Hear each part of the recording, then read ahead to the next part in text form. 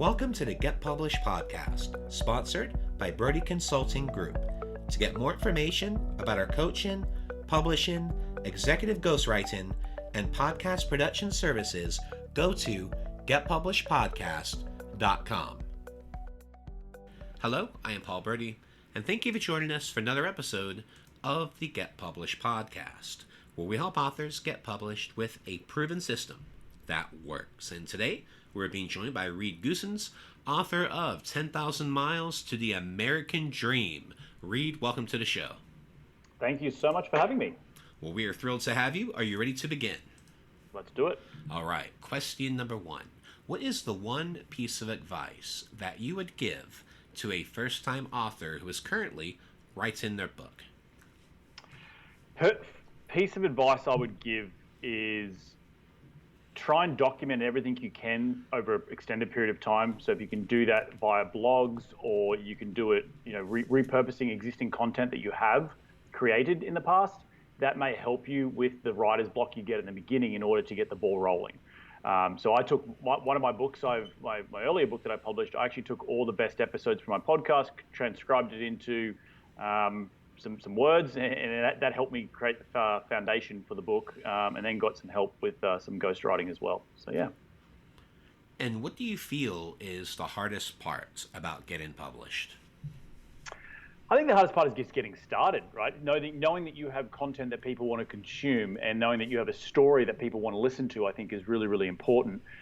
With any content that you do create in written form, it has to be entertaining, and entertainment comes through the ways of a story. And how have you got to where you've gotten? Has it been through struggle? Has it been through an experience that is really unique to yourself?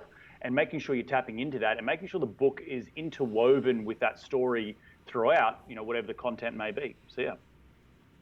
Well, let's talk about marketing. So please share a marketing strategy that you have used in your book launch that has worked well.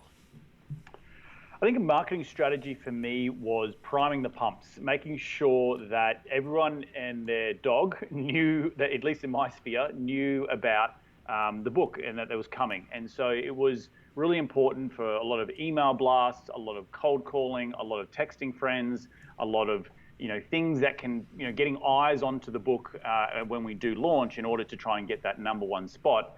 And then once you are launched, making sure you're having the follow-up. So giving the book out for free, in my mind, is the best way I can get my message out there. So I ordered 1,000 copies of it, and I give it to all my podcast guests. I give it to anyone who comes on my show. And that is a way to sort of paint the walls and paint the floor with the book and get your message out there. Excellent. I love that strategy too about giving the paperback copies too, because digital copies are great, but when you send someone an autographed paperback copy of the book, just thanking them for being part of your show or connecting with them, it really does take things to the next level. 100%. Well, one thing I've noticed too is with that, if you give someone a business card, I think you and I both know what happens to most business cards. They usually end up in the trash. But when you do send them that autographed paperback copy, it goes in their library, because how many people have autographed copies of books from the actual author? That's something they're not going to throw out. Exactly. No, and it just gives it back to your point of being a connection. It's a connection piece. It's a physical, something physical in their hand. And it goes into your story about, well, I find it so much more. And I've had a lot of feedback since giving out the book to a lot of my clients that they had no idea about my story. And you think when you're in your own sphere, you think you're telling enough people about your own story, but actually you're not as well known as you think you are. And so making sure that you're getting that story out there was super important for me and for the success of the book. Absolutely, and that's the main thing. It's not about a script, it's not about a pitch, it's about genuinely being able to connect with the other person. And the best way for someone to do that is by reading your book, reading your story, and building that connection, because that is what is going to really be the biggest difference in converting those potential prospects into clients. 100%. And I think, a bit of vulnerability also goes a long way. Being vulnerable with your readers, not trying to be the polished image all the time, and understanding that people do struggle to getting to the successes that they have achieved in order to write a book. So, along those ways, there's been probably some stumbling blocks, and owning up to those stumbling blocks and saying, hey, it's okay, I got up back off dusted my knees off and got back on the horse and kept on going down the dusty trail. Yeah. Well, speaking of books, I'd like to know what is your favorite book and what was the number one thing that you learned from it? I think my favorite books recently has been a book called Key Person of Influence by Dan Priestley, an Australian author.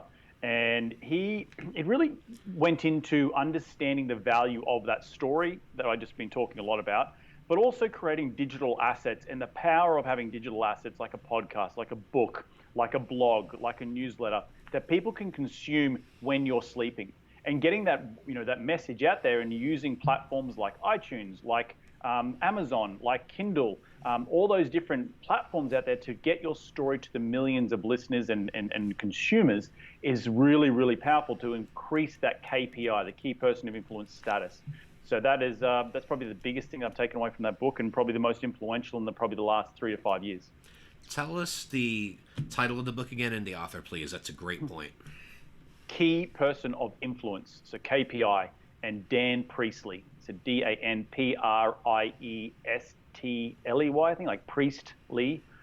Yeah. Got it. And then for a final question, what is your favorite quote and why?